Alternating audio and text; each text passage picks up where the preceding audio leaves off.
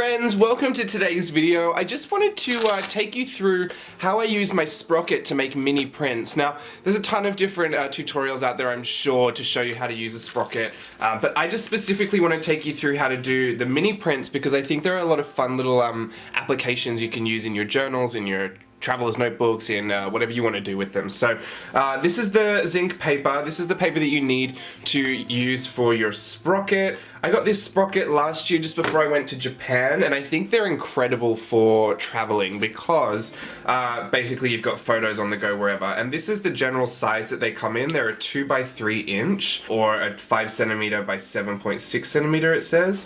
Anyway, look, I fell in love with it pretty quickly. The paper, like any kind of instant printer, is kind of expensive, so I would factor that in. Like if you're looking to be frugal with this, I would, you might want to take the extra step and just format your prints on your computer and print them all out on a regular piece of photo paper and then maybe stick them in. This is just super convenient and you are paying for that convenience. So they come in packs of 10. I actually got a 10 pack of 10, so I spent a bit of money up front, but also, if you buy in bulk, you kind of save a bit. So I still think they work out to be relatively expensive for what they are, considering how small they are, but they are sticky on the back. So just think of it as you're paying for like the ultimate luxurious convenience when it comes to on-the-go printing. So yeah, I loved it for this travel journaling. And when I was over in Japan, I thought, I do think that size is pretty substantial. I mean, you would think when you get it that you're like, oh, 2x3 inches, that's nothing, considering the smallest photo we're typically used to is a 4x6, which is like, much bigger than this. So I thought I wanted to shrink it down so that I could have some more real estate in my journals. And I actually came up with shrinking them down so I could get like 4 to a print. Now, I did it with a specific app that I actually did have to purchase. And you can see here I've got 4 photos on one Sprocket print. I did have to purchase that app, and so I don't want to share that one with you. I can let you know what it is, but honestly it was a really difficult app to use. It was very, very basic, and I don't know if I'd really recommend it. But I did find another app that I can do it on. At the moment, it's going to print with borders, which is kind of frustrating to me. I wish I could take the borders away, but I can get multiple prints to one Sprocket photo, which I just think if you're going to end up spending money on this and you don't, you only need like a small photo here to get your point across, or you just want to, I don't know, maximize the amount of money that you've been spending and get the most bang for your buck. I mean, these little photos are just so much fun, and I think it's super easy to get. So this was on that app that I purchased because they had like a hexagon arrangement, kind of like a, what are they called? What's the bees? What do the bees do? Honeycomb. A honeycomb kind of arrangement. But yeah, you can see, I mean, when you start to look at these, they look so big compared to the little ones that I've been printing here. So I'm going to take you through the steps to do that, and hopefully it will inspire you to grab your Sprocket. Please, by all means, don't go out and buy this just because you've seen this video, because I don't want to be responsible for you getting upset that it's expensive. It is expensive. I'm not going to say it's not. I have this cute little case that I got from Disney Sea. This Geratoni. It's I love it. And it's great because it fits my Sprocket and all the photos, but in here it fits the cord really well as well. I've got my phone here and I'm just gonna get it all set up. Alright, it's going to take me straight to the Sprocket app. I actually don't want to use this right now. The app is great for a lot of features. You can, I'm going to upgrade before. Watch this ruin my whole video. It is kind of important to do the upgrades because they do work things out like color profiles, and they add certain like extra little stickers you can put on your photos and stuff. But I did notice when I first got this that it did kind of have troubles printing, vibrant reds and pinks, which is not unusual because this isn't printing photos like you would on a printer where you have like ink tanks and you've got your magenta, your cyan, your yellow, your black, and all that kind of stuff. This is actually, everything's in there. The chemicals are in there to be ready to, I think it's like a light process maybe that that kind of like imprints the photo on that paper. It's called ZINK because it stands for zero ink. So alright, well I got my phone here. Excuse my movie pass. Has anyone else out there got movie pass? This is like $10 a month, see all the movies you want just once a month, but I feel like Steve and I have already got our money's worth out of movie pass. TurboCollage, this was the one that I purchased. Now you can see it's like really crude in its kind of like layout and formatting, and you can Let's cancel that. I'm gonna pull some photos. Alright, I've pulled some photos in here. Now, so this is already a layout that I could print straight like this, and I would end up just saving it off to my like save image, and it would go to my photos, and when I went to the Sprocket app I could go to my photos and print it from there. On this one you can also change like photo hive, so that way you can put in more photos and it'll give you that hexagonal kind of thing. You can pile them on so you can kind of resize them, but I just find these tools really difficult to use, so I'm actually not going to recommend this one to you. And there you can change the spacing, so I'll still probably use this one some days when I do want to get the most out of my paper, because I do like the fact that I can reduce the borders between them and then save it off. But like I said, I did have to purchase this app, and I think it kind of wasn't worth, like, I mean, maybe the $2 I spent on it, maybe it was worth it, who knows. But to be honest, like, the only thing it really does for me is that it eliminates the borders between them. Now there's another app I have called PicStitch right here. So I believe this was free to download, and I'm just gonna try and find a 4. Here's a 4. Now I want the aspect to be 4x6, because that's going to fit nicely onto our 2x3 paper. And then I'm going to add my photos.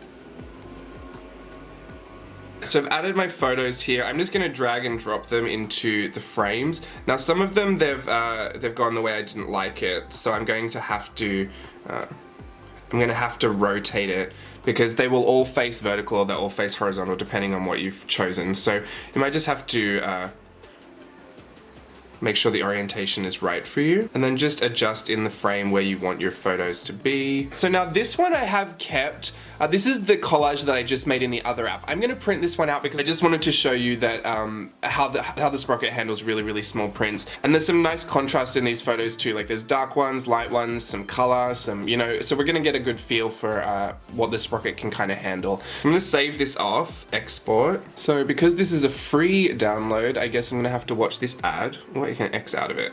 Share to my photo album. You can resize these photos as well, like if you do want to change these, if you've got you know, if you've got a square photo but 2 longer photos. So you can do some of these things with them. I just, unfortunately, I can't figure out how to take away those white lines. So let's get to printing. Now I need my Sprocket app. I do need this turned back on. Turned itself off. I'm in my Sprocket. I want to go to the camera roll, and I do want to pick up this that I just picked off. So I typically like to edit it, and the reason I do that is because when they this like auto enhance feature, I feel like knows the best kind of settings you're gonna get for your print. So it hasn't done much there except up the contrast in that.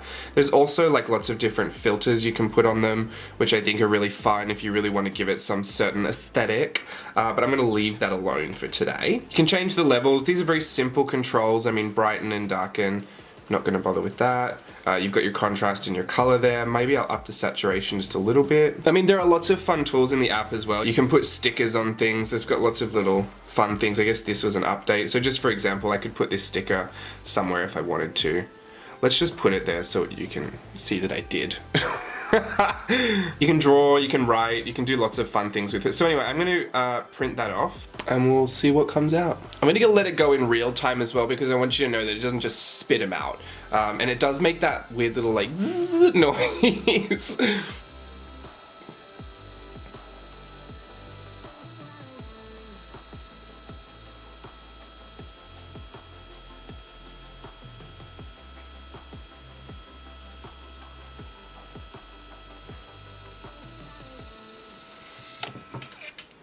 Alrighty, I'll take that. Now you can see here, this is what we had on the phone, and this is the print that we have here. So some of the colors will be dull, some things will print a little bit darker. I think everything, it's fair to say, will print darker on the Sprocket. So if you do have a problem with that, just lighten it up in your app. Let's zoom in down here. Sorry for the glare, but it is kind of hard to capture this on film. You'll see that there's like a little blue line down the bottom here, and that there's a gap on this side, but there's not really a gap on this side. Now, I found that throughout the history of printing on my Sprocket, I never trust that it's going to be a full bleed all the way to the edge. Sometimes I think it registers just a little off, and I can't tell whether it's left or right. Some days it's up or down. Sometimes there'll be a little bit of a gap at the top and nothing at the bottom. Sometimes it'll slice off a bit on the side. But regularly I do get this blue line across here. Now, I don't know if that's just the packet of paper that I picked up from the store, but I'm assuming that it's just something in the process that you know, this gets activated and it becomes blue, because when I put the paper in there it doesn't look like that, but when they print out, that's what happens. You can see the little sticker that we put up here on the photo printed out nicely. I think you can see from here, let me just get really close. I don't know how close this is going to focus in on though. Okay. So you can see that picked up some okay detail, especially in these smaller photos down here. This kind of lost it a little bit, but you're actually seeing some good stuff in these teeny tiny prints. So this is kind of what I wanted to show you today. I think it's a great way to maximize the space on your paper, especially if you don't need a bigger photo. I say bigger loosely because honestly this isn't a big size. I mean, I found that you don't typically always need a big photo. This one right here is exactly the same size. That's all I needed on my journal to just to remember that little moment. And like I said, for travel journaling, it's just amazing. Now, this is what I wanted to kind of show to you as well. Let me zoom out. This is my daily writing that no one gets to see. Anyway, I made this the other day from Sprocket Prints, and this is actually a sticker, and this is some washi tape. So those aren't prints, but these are Polaroid prints here, and you can see I've resized them. These are all the quarter-sized prints. So you've got some that are portrait and some that are landscape, and I've simply drawn a box around them and then drawn a little drop shadow, and I think they look like cool little Polaroids. So I'm going to take you through how to do this really quickly. I've got a craft notebook here. I just wanted to quickly show you on a craft. I've got this Tim Holtz Tonic Studios trimmer. Now, because there's that little blue line on there, like I said, I do like to cut that little blue line off, and this trimmer is great because it's got this little thing you can push down, so I can get the teeniest, tiniest little shreds cut off. I just threw that. Why did I do that? I never throw anything. So anyway, I'm going to cut this off, and it's super easy to see and line up with the guides. Just going to trim them all up. I wonder if I should trim these into a 4 as well. I'm going to try. That's going to be so hard to peel off. Look how tiny that little print is. I mean, that is just so insane. I'm gonna get rid of this trimmer. You're gonna think I'm weird, but the reason that I really actually do love these tiny prints is that they remind me of sticky pics. Have you ever been to, I mean, if you haven't been to Japan, they have them elsewhere as well, but sticky pics are my absolute favorite thing of all time. In Japan, they have these little sticky pic booths, which are like these little photo booths you go into, and you can decorate them all with stickers and like little writing, and then they print out, and they're sticky on the back as well. So this is so funny because these are sticky on the back as well.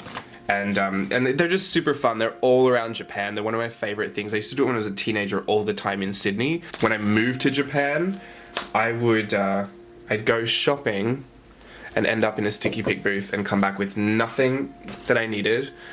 Just like 7 different sheets of sticky pics I'd done by myself. So I think that's why I love these little ones so much, because they just remind me of those little sticky pics. But anyway, because I've got this craft notebook, I actually want to put this on a white piece of paper, and I've just got a scrap piece of paper here. I'm going to use a free corner, and I'm just going to place it down in the corner, leaving a little bit of a gap around the outsides, because what I'm going to do now, I don't need this whole paper, so it was a scrap piece anyway. I'm actually going to line this up. I also love this trimmer because I can use the guides on the side to line it up. And now I'm just going to trim, like around the left and the right hand side, I'm going to trim a small edge and just leave a little bit of the white showing. And then at the bottom, I'm going to leave it open. And there it looks like a little Polaroid. So it's like this mini Polaroid that you can put down. Now the reason I put that on white is because it's going into a craft notebook, and then it would look like a little Polaroid. And then you can put your little message down the bottom as well. I've just written my trash cat because Oliver's been eating out of the trash lately, so that's been fun.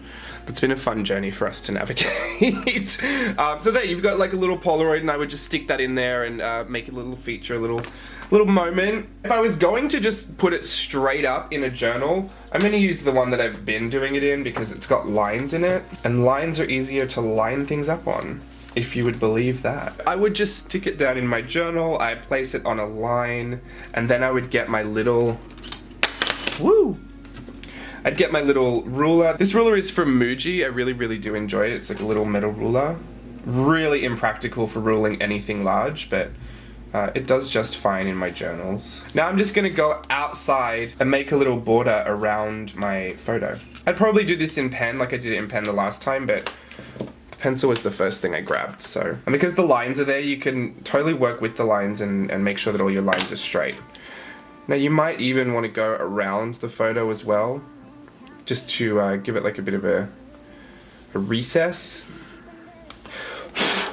Ooh, there go all my prints. And there you go, you've got like a little Polaroid in your journal as well, and you can totally write on that. If you're super into accuracy, you could round these corners off a little bit, because Polaroids don't have like sharp corners, but I think that is such a minute detail that probably only Steve would pick up on that. So you can either be Steve about it or you could be me about it. And what I did with the other one, I actually had a light grey pencil, and I did put just a little bit of a drop shadow just by going, following the line on the top, leaving a bit of a space on the left, and then following the line down the bottom on the right hand side, and then leaving a little bit of a space on the bottom. So if you just kind of, you're kind of following the lines there. You can blur the shadow out if you want it to be like a super dramatic shadow, but the other ones I just kind of left really straight and kind of, you know, narrow. But that's just if you want like a little bit of a drop shadow. This, I mean, you could do it on any side. It's just kind of an L shape. Just make sure you leave the gap. Like you could do it down this way, you could do it up that way, wherever you wanted to put the shadow.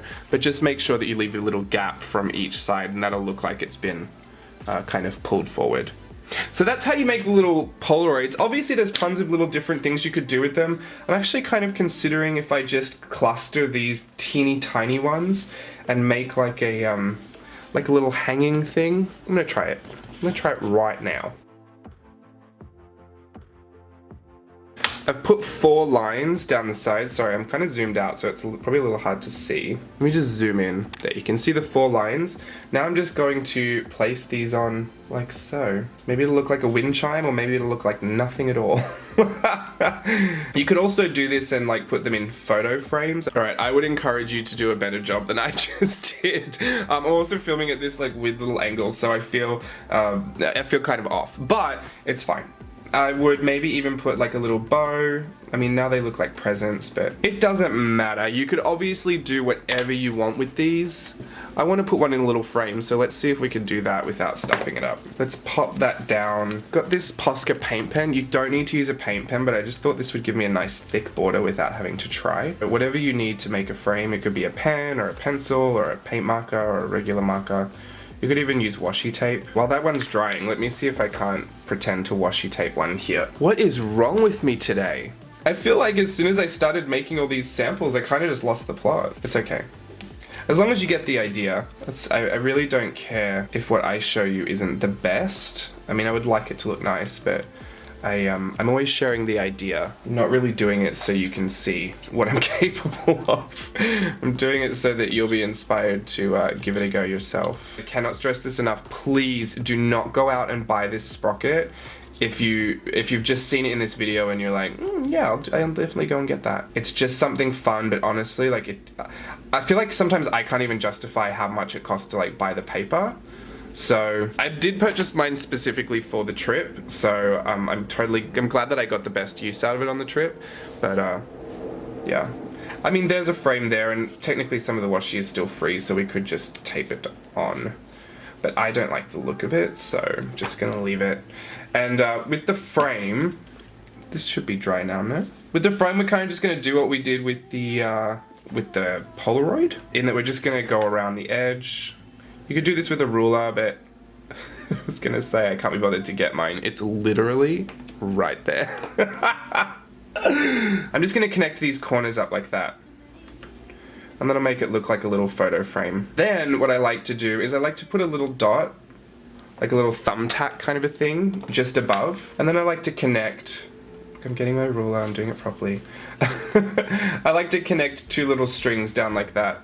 I mean, that is just wonky. Probably should have re-handed that. I like to connect 2 little strings to make it look like it's hanging from the page.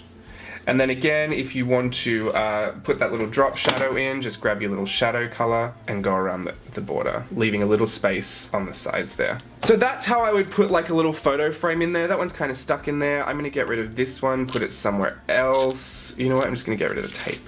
I would show you what the reds look like printed. You know what, I'm gonna find an example of it in my book. Now that I'm looking at it, I think I'm totally lying. I mean, there are definitely some bright reds in this photo. I think maybe like some photos like this I probably find a little bit dull, but that's probably just the photo, to be honest. Because there's some bright reds in this one.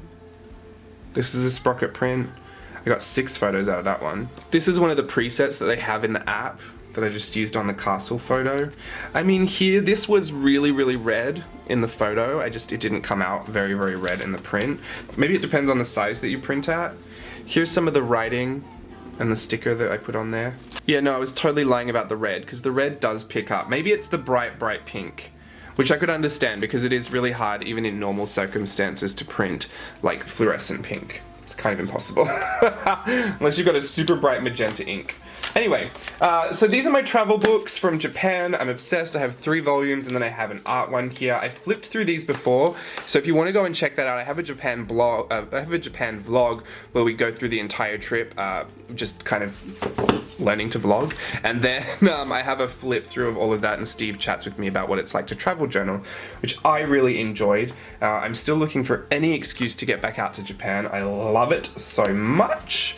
I hope you enjoyed this little mini HP Sprocket print tutorial, I guess, video. If you need to know a lot more about the specs of the HP Sprocket, I would just go and maybe look for a review video, or maybe just go to the website, like a Best Buy or something. The printer itself isn't overly expensive. It is kind of expensive, but the paper is where I think you're gonna start getting annoyed. So please check for yourself if that's something that's within your budget, and if that's something that you can justify, because I honestly don't think I could justify getting 10 prints for that amount of money, but I can kind of justify getting lots of little prints like this and having the option to make spreads like this. I can justify that. And especially the convenience of being able to travel with it, that it's a sticky back so I can put it on anything. You know, I could technically put these on the back of my phone. I don't know if they'd last very long, but you know, they're pretty durable little prints, and I really like them. The quality isn't overly amazing. You're not getting like super clear photos out of this, so if that's something that bothers you as well, it kind of looks like if you go into like an app and you put the HD scroller like right up the top, like sometimes it looks a little overly sharpened, but I think it's just because it's trying to get a lot of information, because our cameras these days, like a phone camera can pick up quite a lot of information in a photo, and trying to get it to go this small, I mean, there's a lot of compressing that happens before the Sprocket shoots it out. So I would I just keep that in mind. This is not for you to print professional photographs. This is more of a crafter's companion, and it's super convenient for travel, a little bit expensive, has a lot of great fun little practical applications, but also completely unnecessary. You can get away with just doing this straight on your computer. I think you are paying for convenience and like a little, maybe a little bit of a gimmick factor. I don't know how long I'm going to be interested in these little sticky prints, but considering I'm obsessed with sticky pics, and that hasn't changed since I was 16 years old, I might be obsessed with this for a long time. So I just wanted to share another little way with you to get more bang for your buck and introduce you to a few new ideas that maybe you hadn't seen before, that I like to do in my journals. So anyway, thanks for watching. Until next time, have fun with your Sprocket. Bye.